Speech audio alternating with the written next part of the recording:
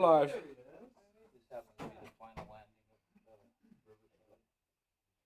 Not for mine. Mr. Jason. A little bit left. A little bit left. Had to put some power. Because remember, the 90 needs to be at half the distance. All right. Do we have anyone on YouTube? Okay, we have Mario Rodriguez on Teams. Who's on Teams? Mr. Rodriguez. Have one. Just Mario. Okay, we can start.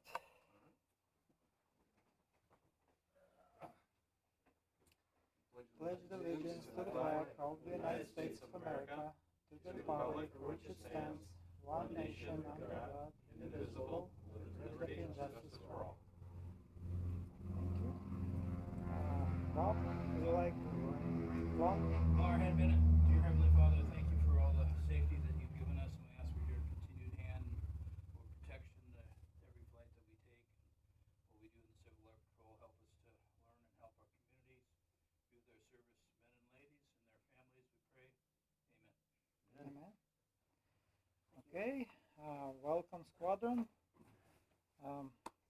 Good to see you here today.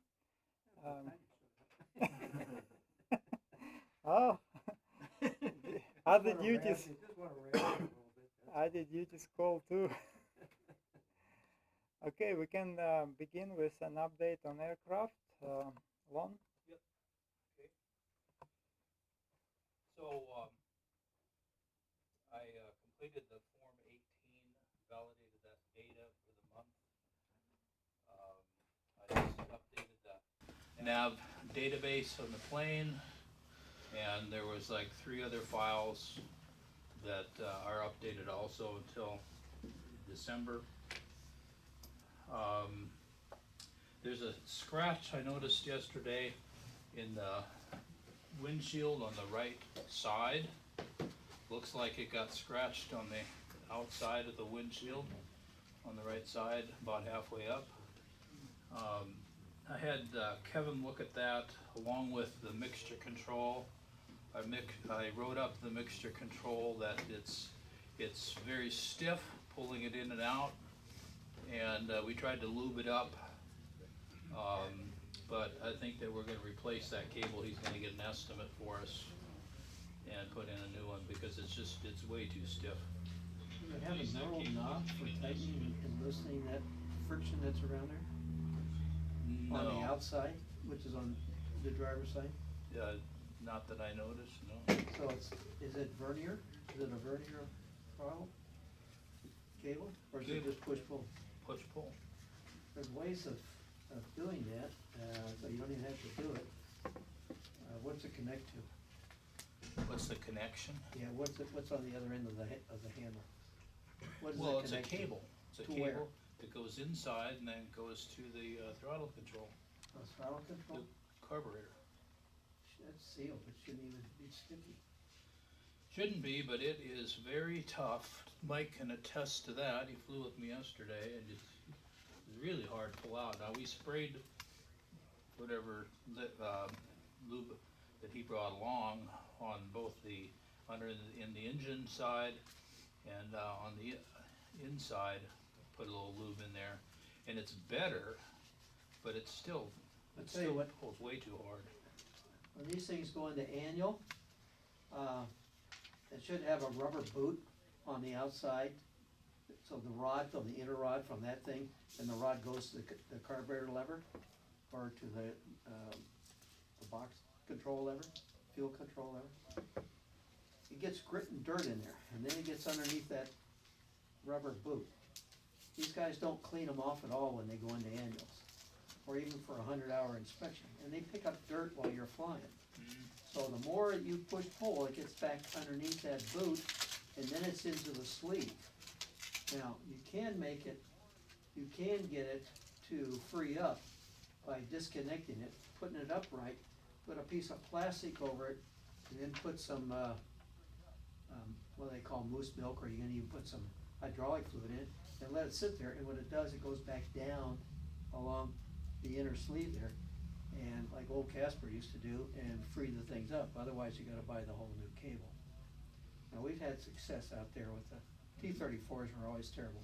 So he's gonna give us an estimate for a new cable, and it'll probably come from National, and probably do it the next time that, we have oil change. He'll probably swap it out then. Then the, PDF, I had written up that the PDF did not stay on when you turned the battery off, and the standby battery power was on. And, I could not duplicate that today, so I signed that one off. Now, we had another one in about the PDF brightness, and Mike and I, looked at that yesterday, quite a bit, and the, rheostat, was changed. The control was changed during 100 hour, and it seems like it's working better, but you gotta turn it slow to see the effects of that. Now, Mike still thinks that the PDF brightness is not as bright, and it's not as bright as the MDF. But, so I'm gonna leave that one in there for some period of time and not sign it off. Okay. That's pretty much a summary of the aircraft. Okay, so but So also we received communication from Lieutenant Colonel Hotoy. He reported that 743 Charlie Papa will stay at our squadron at least until 759 in Zulu is back in service. At that point, when the Zelda is fixed, there will be decision made whether to give us Zelda or to give us 437 Charlie Papa back. And if at that event 743 Charlie Papa will return to Fullerton, where currently the Oregon Wing Cessna 182 is currently based. It's, I need to have you walk that back so I can hear that again. Did you say the decision was going to be on whether or not they gave us 437 back? Yeah, so they will decide later on, and I will get to the next point where we may have some impact to the decision. The decision will be made whether to give us Zelda or to give us 437 Charlie Papa. I think the decision will be based on how much we use our aircraft currently assigned to us. And at this point of time, we have flown 743 Charlie Papa more than San Diego Squadron flew 437 Charlie Papa, like twice as much we flew.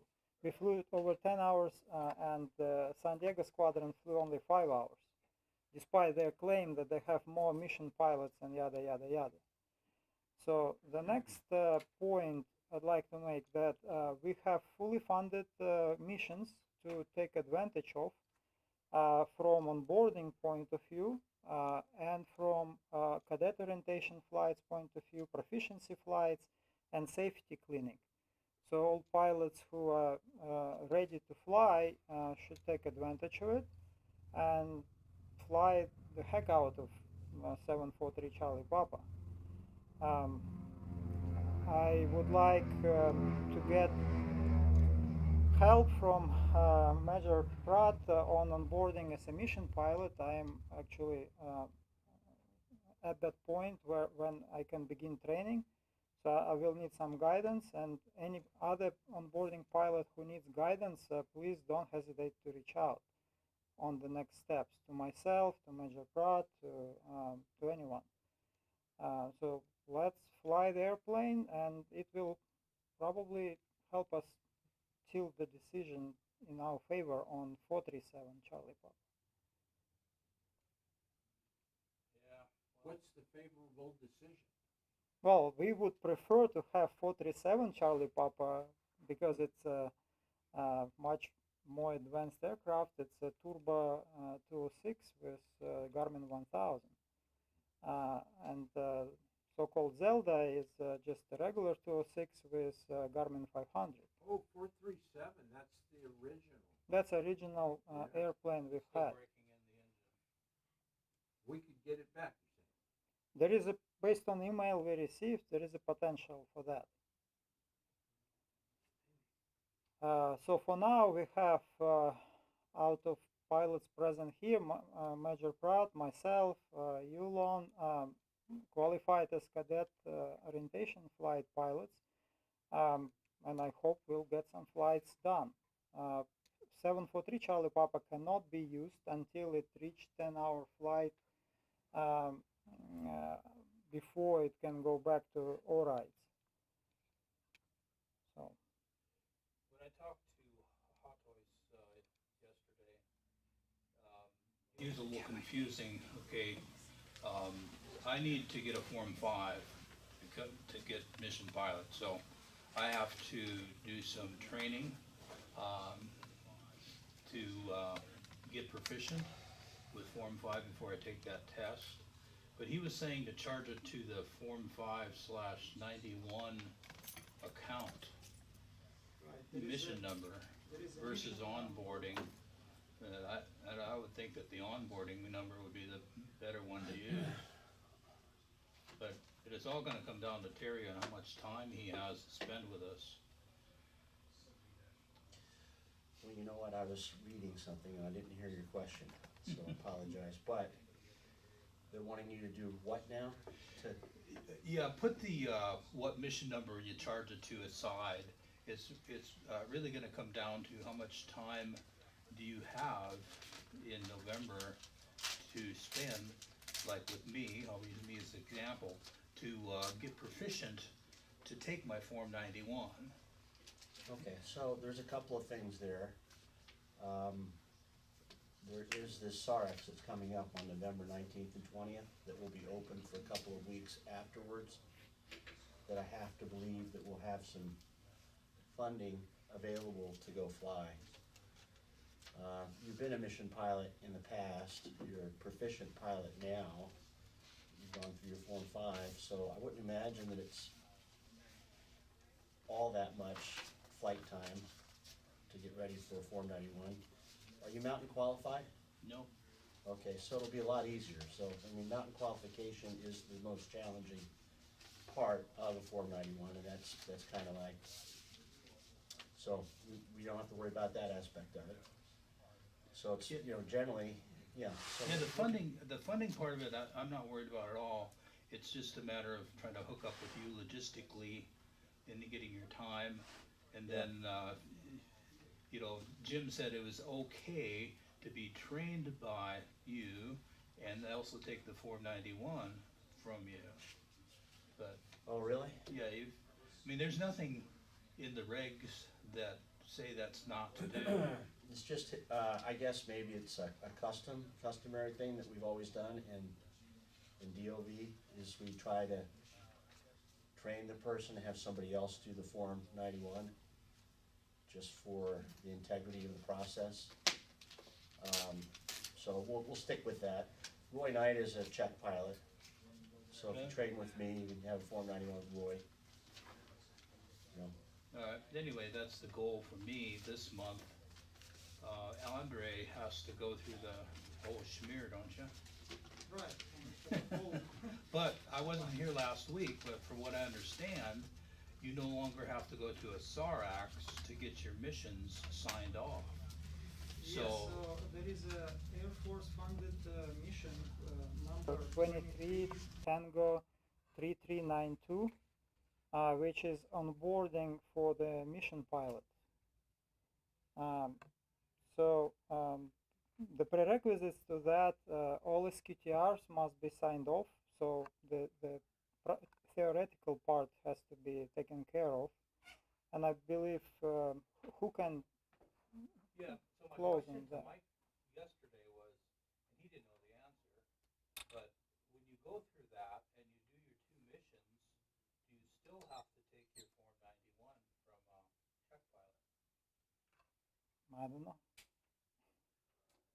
Terry, do you know the You know what I'm steps? saying? For renewal, No, for the first time. yeah, you have to take that Form 91 check pilot. So you have those 2 missions that you gotta, in Squitters get signed off. Yeah, that's just the pathway that says you're ready to have a flight evaluation. So it doesn't, yeah. So I'll be calling in and trying to hook up some date All right. Right, so the prerequisites again, all the SSTRs must be signed off. We must have 200 PIC hours, 190 minimum ideal, apparently. Must be a mission scanner, 18 years and older. Must complete IS 100, 200, and 700. So for the new pilots onboarding, take that into account, and basically whenever you have time, just square those away. Basically you need to find a mentor instructor who is qualified mission pilot SAT. So in our case, work with Terry. Terry, you are SAT, right, for the mission pilot? Right, so we're lucky, I mean, I have every SET. Yeah, the answer is yes. So, once we get more clarification, I'm gonna talk to Jim Hathaway's probably this week about this. You're talking about this mission, okay?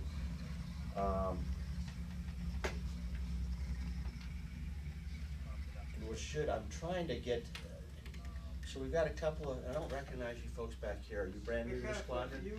Are you pilots? I am. Okay. How many hours do you have? Piloting manually about 60 something. Okay, so we got a little ways to go for mission pilot for you, but we can still get you Form 5. We'll talk about that. Are you a pilot? Yeah. Okay, how many hours do you have? Total 65, PIC like 11. Okay, all right. So we can still get you what's called Form 5 in the airplane to get you guys flying, but what we're talking about is mission pilot flying, which is 200 hours of PIC before you can take that check, that flight evaluation. But putting first things first in terms of the mission pilot thing, Jessica is back here, and Enoch and Jason is ready to enter the onboarding program here. You taking your instrument flight check on this weekend? No, it's not my check ride. It's just, Okay. I'm halfway through the. Anyway, so, and you're not a mission pilot yet, or are you? I am transport. You're so there's 3 right there. Chris, how many hours do you have? 75. Okay, all right. And Lon, so, I mean, there's 4 people right now in the squadron we can look toward in getting into this program and getting them trained up on the local level and getting Form 91s. I'm gonna be working as hard as I can to do that, okay? So, you guys have Form 5, so you're the lowest hanging fruit probably to get that done first. And then we've got Jason and Jessica, who we want to get into that onboarding program for Form 5. And then the other guys that are a little less time right now, I think it's 100 hours PIC to get Form 5 in the 182. Am I wrong about that, or did they change that requirement? They eliminated the I think they might have for minimum hours. Yeah, to they might have become changed the that. Form In the past. You can do the Form 5 with no minimum hours. You can't be transport mission pilot. So. Gotcha. Okay, so you could, so what that would mean is you could get that Form 5 flight evaluation, which means you could rent the aircraft with a dry rate, which is, it's a new rate this year. I don't know what it is off the top of my head. 77, I think. $77 an hour plus gas, which if you rent aircraft, you know how cheap that is, right? So anyway, we can talk offline about, there is a process here. I thought we had it hung up. Somebody took it. Huh? Somebody took it? I'll print some more out. The process and all the different types of CAP pilot that you can become, and the roadmap to becoming it.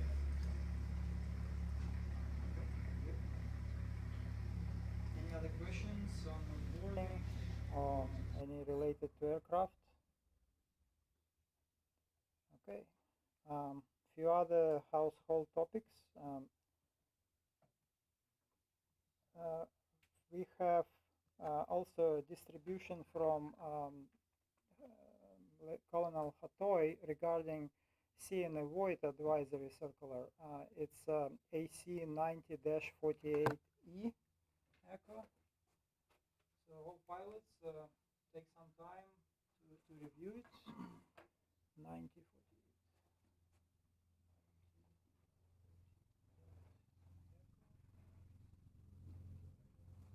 It's of course available from FAA directly, but I can distribute it if you'd like.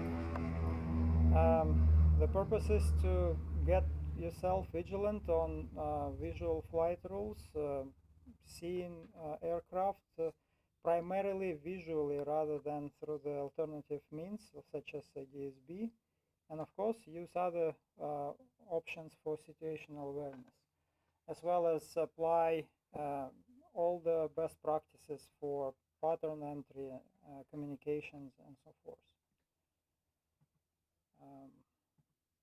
What else? We talked about the aircraft, talked about this one. On membership dues, we are in a new fiscal year, so apart from those members who already paid, so to date only 8 members paid as recorded. So please proceed. You can see our finance officer or myself or Mike. If a finance officer is not available, just hand over the check. You can refer to the invoice for the instructions how to write the check, which was distributed end of September. The rules are very simple. So far we require $200 squadron dues minimum, and national dues are charged separately through the national website. If you have any questions, again, reach out to us. We will clarify. You can pay by cash or check, and we'll give you a receipt. It's tax deductible. If you claim deductions detailed, not standard. Standard probably higher for most people. So also a quick reminder: all the trips to squadron meetings, to CEP events, you can claim deduction on your mileage based on CEP IRS rules, which is 60-something cents per mile now. What is the 90-48E? It says here it's collision avoidance. Yes, see and avoid. AC 90-40, pilot's role in collision avoidance documentation. I don't see how that correlates to what you were talking about. See and avoid.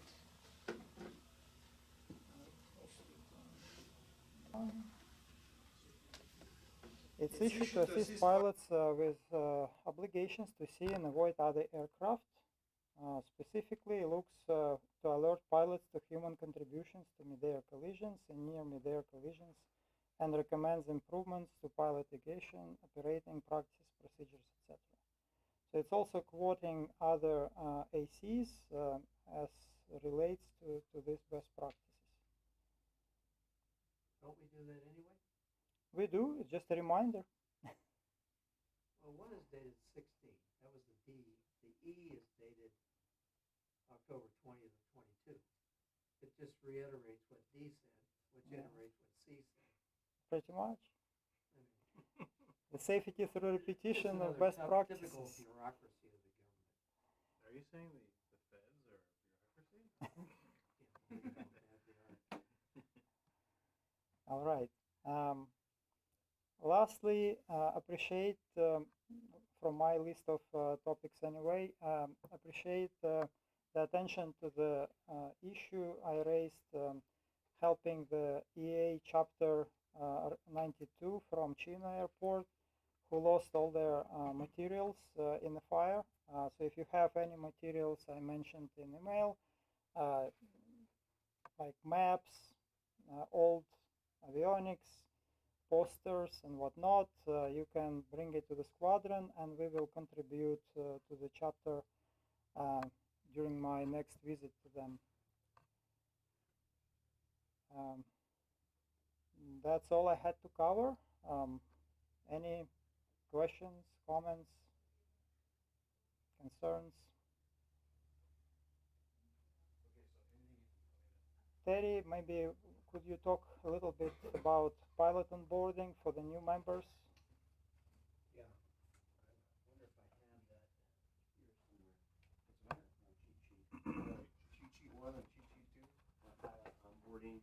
Oh, you know, real quick, I'll give you a second. Just real quick, some of you, so the new, most of the new people here, you need to make sure you go into Access, complete, I think Yevgeny, you've got cadet protection to finish. Does she? Equal opportunity, and our ground handling course. Make sure you get those done. I think She's got level if you guys haven't seen, have you seen No, for have you been in Yevgeny. Access already? Because Oh, yeah. I don't see a lot of Sorry. stuff remaining. Old ears. Okay.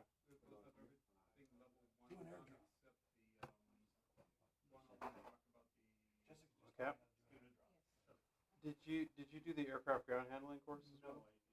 Make sure it's super quick. Just go make sure you tag that one out as well. Since we're senior squadron, pretty much everybody does aircraft ground handling just to make sure that you can be around the plane. Couldn't find how to enroll in I was looking at the level 1 and it wasn't on a list. I didn't notice that. Aircraft ground handling? Yeah. Yeah, it's not going to be in level 1.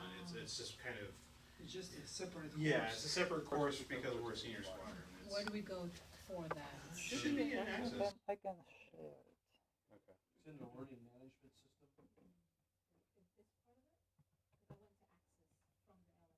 Actually, what do we look for, Grant? I'll put it on screen. Under operations, you might have to check.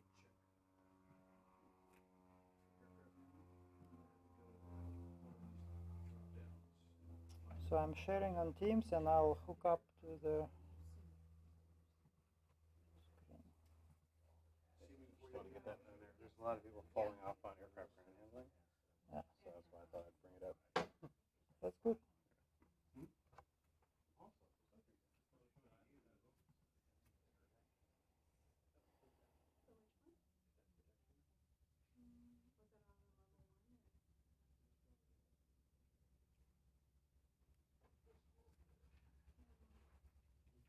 Okay.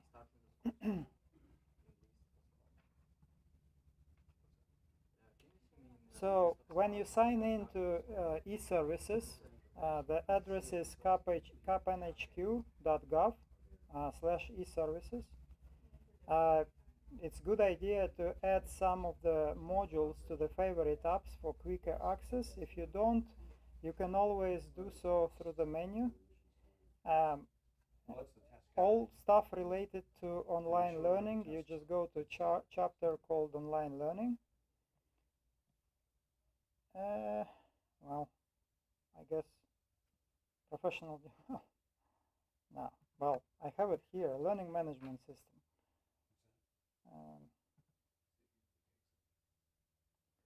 So once you get to learning management systems, you have some options. So you have Cadet Protection Basic course right on the landing page for the online learning management system. You complete that. Other stuff, they probably moved. So like,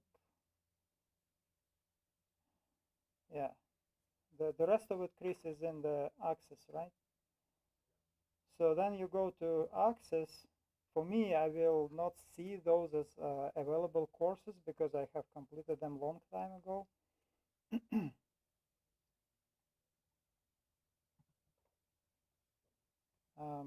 But on the first page, you see courses you have in progress. You can go to course catalog and find, for example, aircraft ground handling course. You can sort them by purpose, by pilot, by senior, and whatnot. So if you click on senior, it will sort out some of the courses which are relevant to you.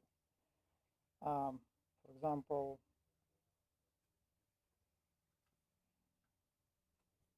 well, let's see. Is it under pilot? Take some navigating here and there and getting used to it, but just try, see if you can find it. Let's put it out. So let's see if I can locate the ground handling course. Yeah, there you go. So aircraft ground handling course should be one of the first in the course catalog.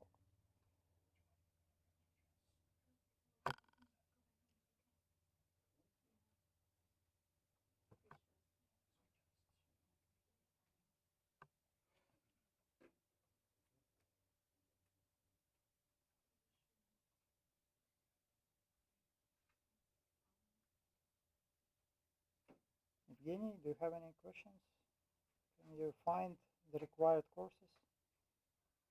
Yes, I should finish minimum required course before I can Before you can start take onboarding. lesson, for example, in Correct.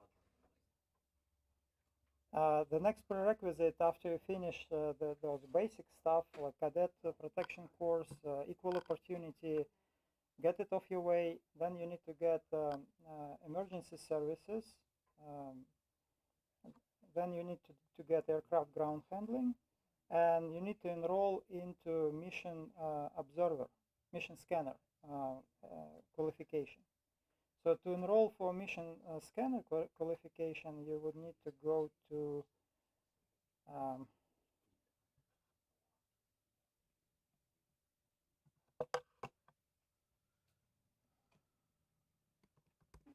Did you want me to talk about yeah, onboarding? go ahead. I'll show meanwhle while we're talking. And if you need me to show anything from the e-services, I can. Try to airdrop you the Word document. Ah. I don't know if Oh, yeah, okay. I just canceled it. Try again. I'll try again.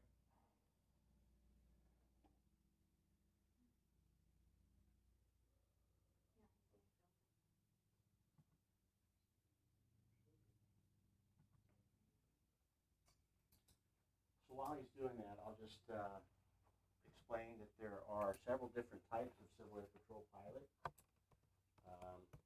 And I'm going to go through each one of those in the next 20 minutes so you understand what that is. But essentially, to be a CAP pilot, the number one thing that you've got to be is a CAP member over 18 years old, okay? I think everybody qualifies with that. You have to have an FAA private pilot license or higher certificate. Here's a new one. You have to have an FAA medical certificate or basic medical. We accept basic medical now, okay? Because we're not flying anything 6,000 pounds or heavier here. Getting into some, I'm going to email this out as well. If you guys are on, are you guys actually members yet? Do you have an email? Okay. All right, so I'll email this out again so you guys have it. But you need to complete the CAP Aircrew Professionalism course. All of these courses are going to be in Access, in the Learning Management System, in e-services, okay? You need to complete level 1, which is like CAP boot camp. Some of you might have already done that.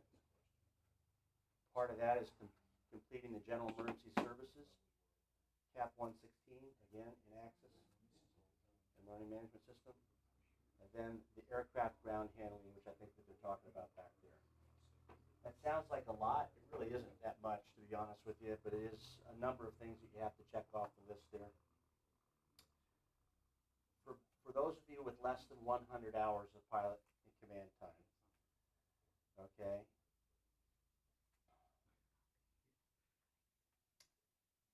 and less than 50 hours across country, you've got to do 2 to 4 hours of self-funded training with a CAP check pilot in the aircraft, okay?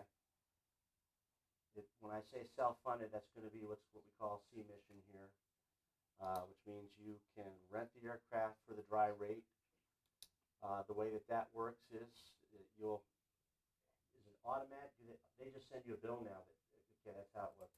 Yeah, so when you go into WMRS, which is our wing management, our mission management module, and you schedule the sortie, you put your CAP ID number in there. The amount of hours that you fly there in HOBs will be multiplied by the hourly rate, and they'll send you a bill via email in a month, and you pay that, okay? That process has changed a lot over the years. It used to be you'd leave a check actually in the folder.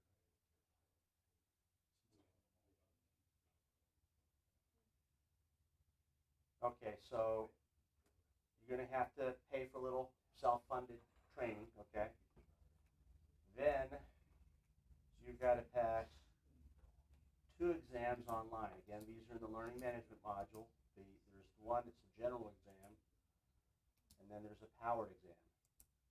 think one's 50 questions and more toward Civil Air Patrol, and one's like 25 questions and more toward FAA-related things.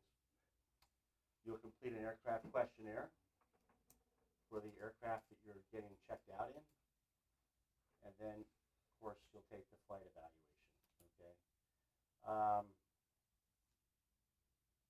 Once you have a Form 5, then, with less than 100 hours, essentially, you're not going to be able to do too much except rent the aircraft, okay, and fly it.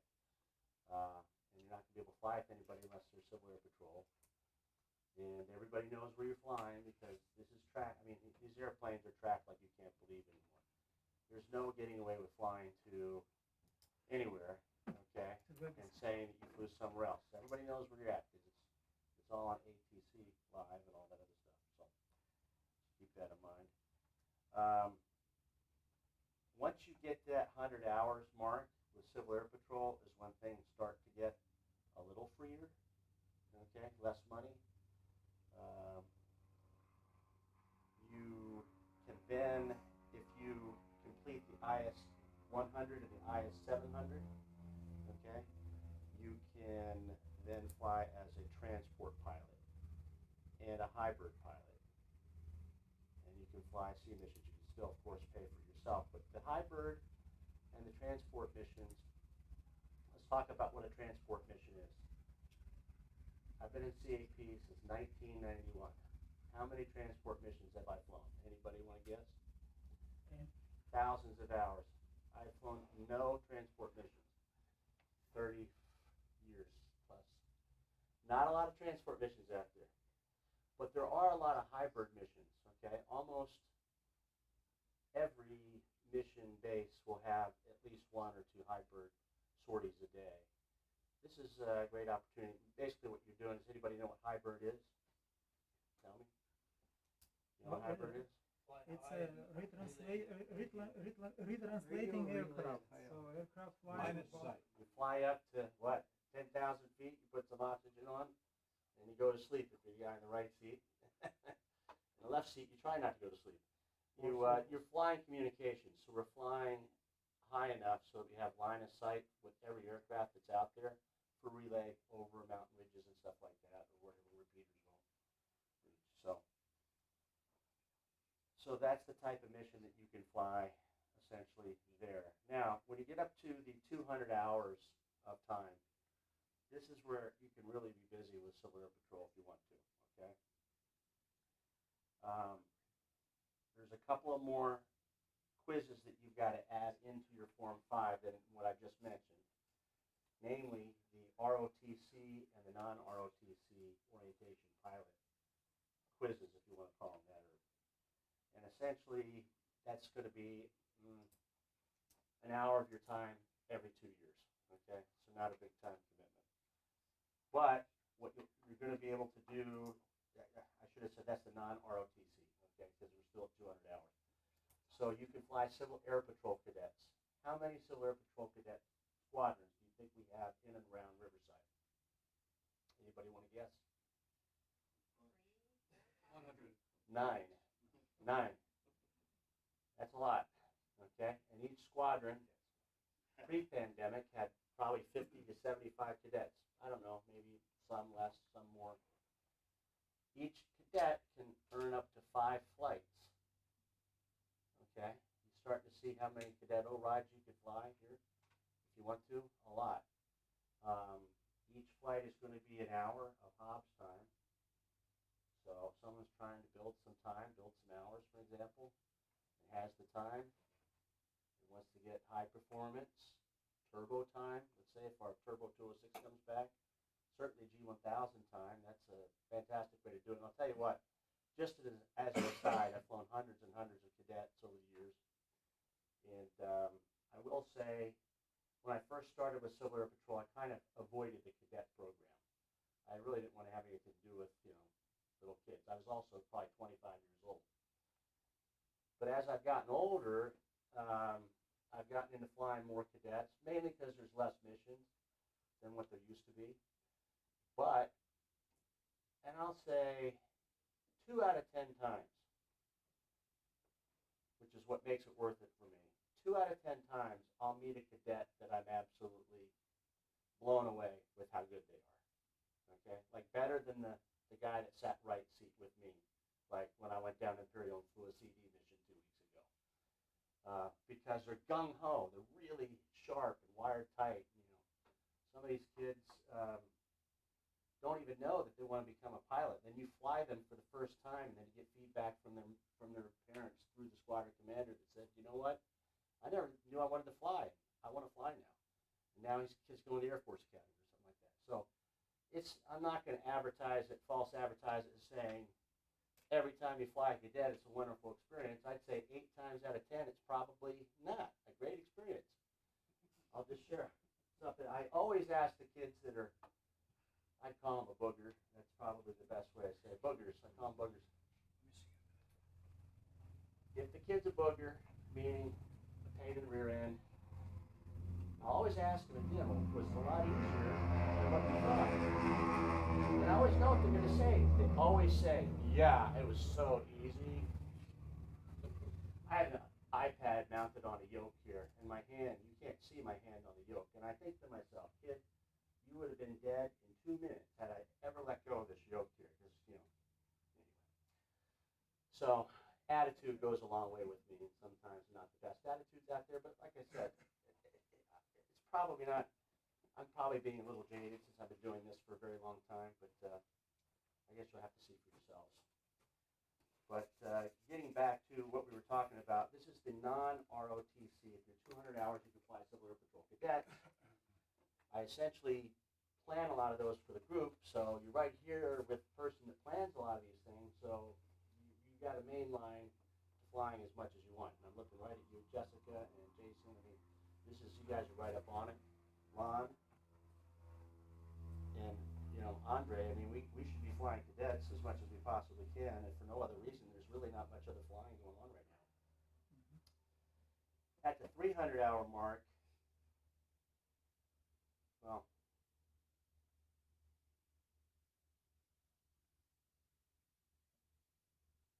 also at around the 200-hour mark, you can start training toward mission pilot, but I'm going to talk about that separately in a second, okay? But at the 300-hour mark, you can start flying everything that I've discussed. Ooh. We have enough pursuit up the stairs. Oh, okay. Yeah, but that's not what I'm looking at. But anyway. Okay. At the 300-hour mark, you can start flying ROTC cadets. And what's a ROTC cadet? A ROTC cadet is either a high school ROTC program or a college ROTC program. So, and most of the time, it's high school ROTC cadets, which I found to be much more motivated. You got to remember, CAP cadet program is from the age of 12 to 18, similar to Boy Scouts that age. But as high schoolers, you're probably what? How old are you when you get in high school? 15 probably, I'm guessing. 14.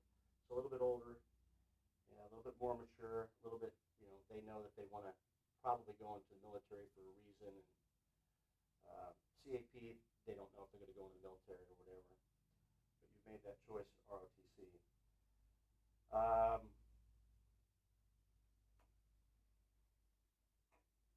At the 200-hour mark, there's a few other courses that you've got to then start thinking about if you want to become a mission pilot. The first is mission scanner. And I just say this, anybody that's in the squadron that is a pilot, I urge you to get your mission scanner just as soon as you possibly can. Don't wait to do it later. First of all, it tells me that you're interested in Civil Air Patrol. Here's the biggest mistake that I've made for years with Civil Air Patrol. I'll be at an air show, and I'll meet Lon, and Lon is a great guy, and Lon's motivated, he wants to fly, and I say, Lon, come join CAP. There's so much free flying here. It's great. You can come hang out with us. We can go to Fridays after the meetings. And I'll tell him all these great things about CAP, the way trying to get him, entice him to come here. And he comes, he's maybe, he's like, yeah, I think that's kind of cool. And he comes here, and he sees, oh, well, you got to do something when you're here? Yeah, I don't really want to do anything. And so Lon lasts 15 minutes, and then, I did a great job in convincing him it was great, that, we're practically the next thing to Tom Cruise and Top Gun, get to wear flight suits, do all this stuff, and he gets here and it's like, oh, there's work involved. So the number one thing, my time is limited. Okay, for people that don't know me, I'm on the edge of a stroke or a heart attack at this moment. Okay, I work a lot, so my time is valuable. You're going to demonstrate to me that you value that time by putting in the work. And when I spend the time training with you, then it's again worthwhile for me. So it's a two-way street. So get your mission scanner. While you're doing that, I'll see, hey, this person is highly motivated. Jessica Delgado, highly motivated. Jason Enoch, highly motivated. These people want to fly. Lon's been highly motivated. I'll spend my time with you guys, okay? If you're not highly motivated, I'm not going to spend my time with you, okay? Just that simple. But once you get get your mission scanner rating, which, by the way, there are, 40 tasks, let's say, associated with mission scanner. Throwing a number out there. Half of them are what's called prerequisites, meaning you really need to know this before you start flying, kind of a thing. I'd say 14 out of those 20 you know because you're a pilot.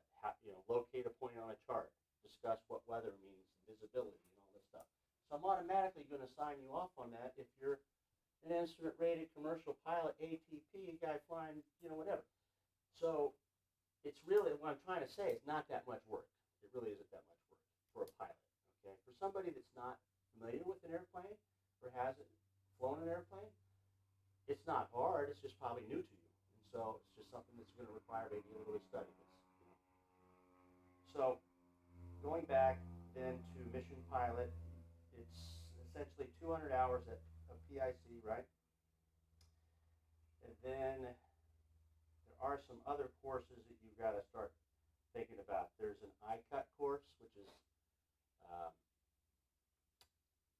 communication users training, right? How to use the CAP radio, essentially. And then there's also the part 2 of emergency services. And then we can get you into mission pilot. Now, what does a mission pilot really do? Okay, they fly missions below 7,500 feet mean sea level. Okay, and that will actually include density altitude as well.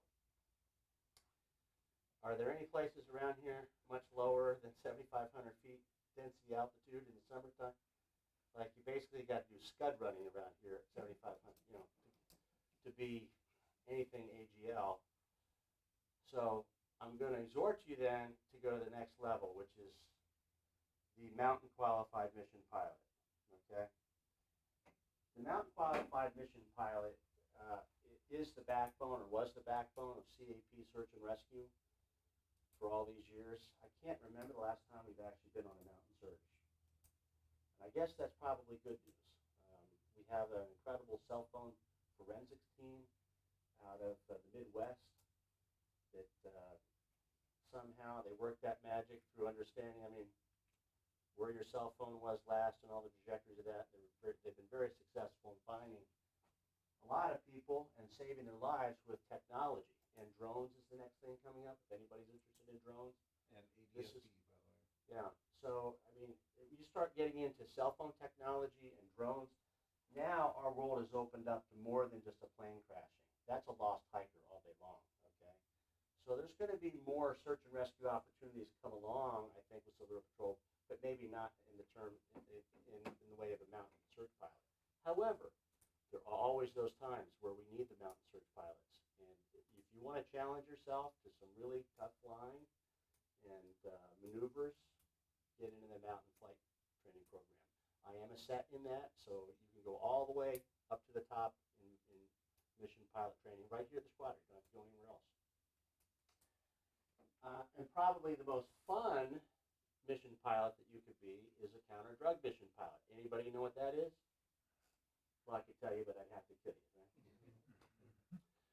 right? Counter-drug mission pilot is if you have any of you have law enforcement in your background? Okay, you've never been arrested? If you are a former law enforcement officer, of course, you just get right into the program.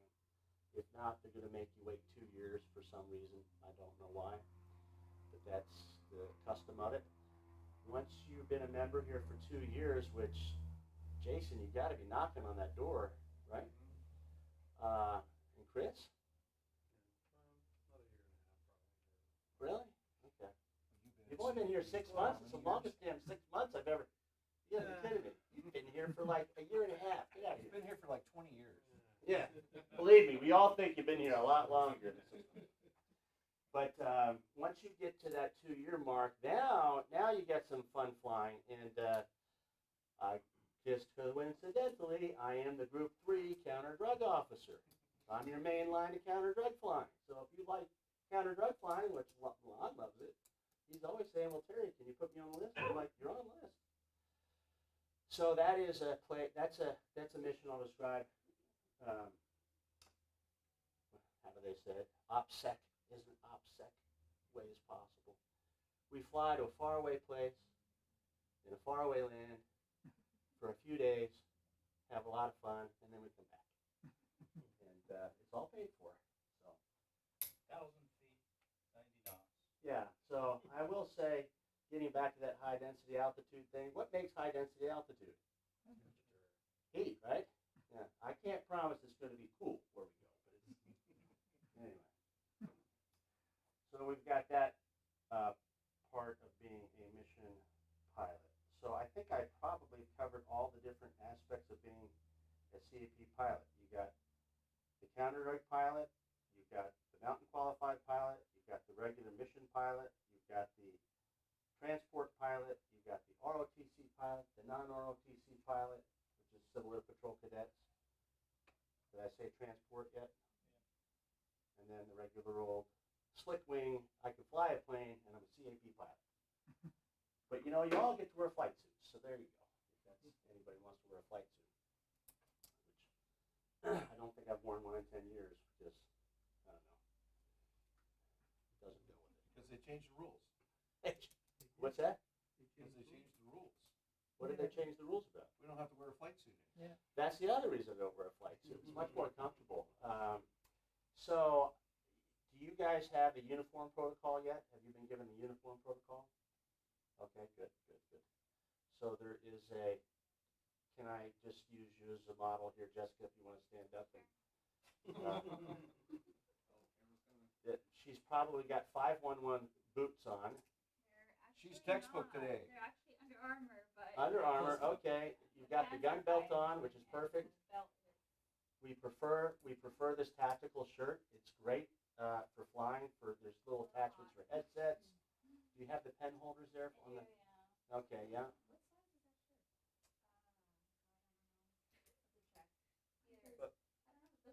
But the good thing is they It's are tiny. they are cut for women as well when you order them. So this is a woman's sizing. It's the smallest one that I had. So I don't know if they come in extra small. All right. Well, thank you very much for modeling that. Jason, would you stand up and model the men's version? We've got the nice men's version on here. Okay, very clean, custom fit. Anyway, there really isn't a regulation for the slacks for the uniform. But in my opinion, if we can look at, there you go, see? You've got some nice slacks, well, you got some nice. But he is nicely, if you're ever confused, Right. he's listed them up here, the ones to order. Somebody that looks professional, acts professional, okay, usually is mistaken for being professional as well. There's only one So rule in if the we can only- slacks. Terry, there's only one rule in the slacks. It's got to be gray. They don't tell you what color gray. That's what I'm saying. There's so much latitude. When you show up to these mission bases, you see a guy walking along. I'm like, are those green? I think they're green. Like, I don't know. Maybe that looks blue to me. So anyway, but if we're from Squadron 5, we can take some pride and ownership in our appearance with having a uniform that looks pretty good. And I am going to try to get some jacket orders together this fall again. I haven't done that in a long time. Please do. And some new hat orders. Because you Okay. come out like this stuff. Yeah, like Cap, you want to stand up and show the squadron? You want to model the squadron jacket right I'm there? not even in uniform. Oh, well, that's okay. You've got the, I got jeans. you've got in, our but I came beautiful from work. Squadron jacket on. This is the old school It one, took which me a has. year to figure out where the hell the damn thing was. Hidden behind all my shit. They're very, actually, they're very warm. I'll tell you that. It's kind of like a nylon. It's just a light, it's a wind, They're less bulky than the it breaks the official. wind, and not in that way. I should have said that differently. That's all I wear. But they also they're much thinner and less bulky than the official black fleece. Yeah. That is part of the uniform. And, Those are you know, in my opinion, it's just a beautiful logo that I designed. I mean, that was designed. By Poppy. Designed That all the actually, logos. the heritage of that is, if you guys don't know, we're San Bernardino Squadron 5. And San Bernardino has an arrowhead up there in the San Bernardino Mountains there, just above Redlands Airport. That arrowhead denotes our heritage there. So anyway, and that's our squadron patch, which I designed when I was in my early 20s. Which, by the way, we have those patches for sale. Oh, we do? We still have some, yeah. Okay, well, anybody gets I got a bunch of them, so get a Form 5, I'll give you one for free. All right, so we've got 3 more minutes here, and was there anything that I missed on? I was gonna say, I'll interject super quick for those of us who are low hours. So the low hour people, we've done a lot of talking about mission pilots, but when we're low hour, get your mission observer after your scanner because it'll give you more shots at the right seat, and you'll be able to go on missions, and you'll be able to participate.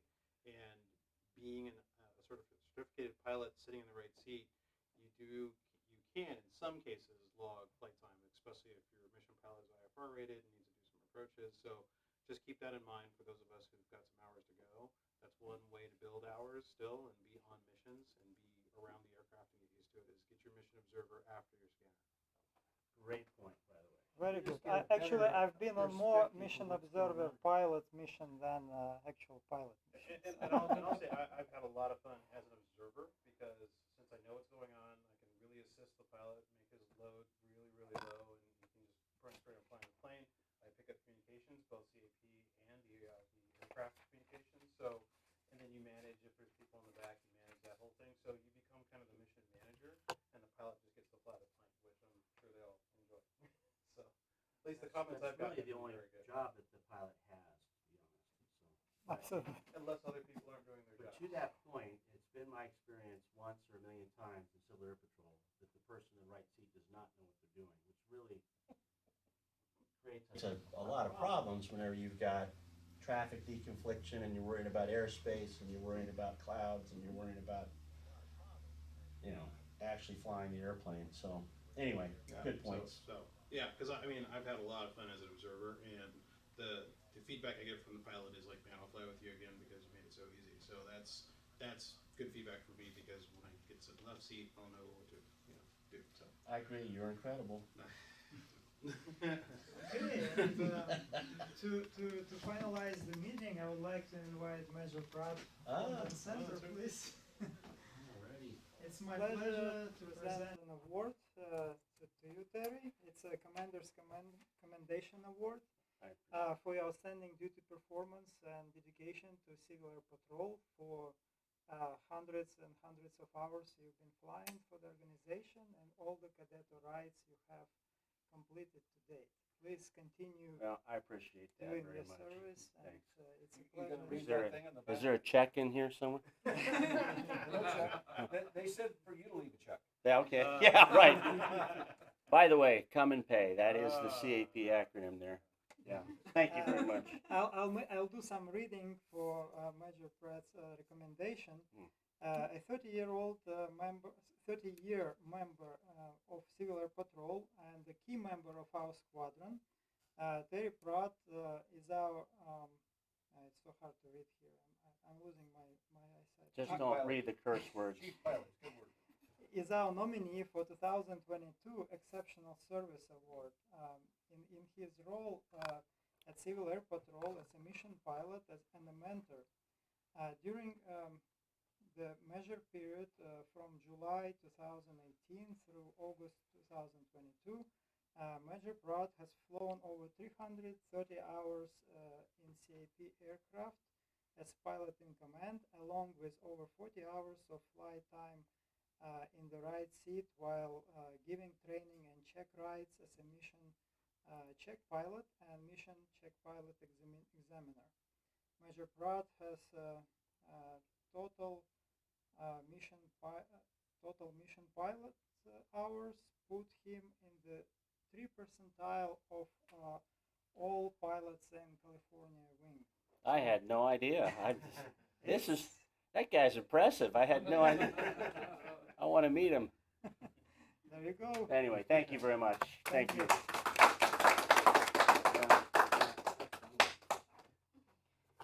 Okay, so any other questions, comments, concerns? Well, that concludes our meeting today. Thank you, everybody. I appreciate your time, dedication, and attention. Have a good night.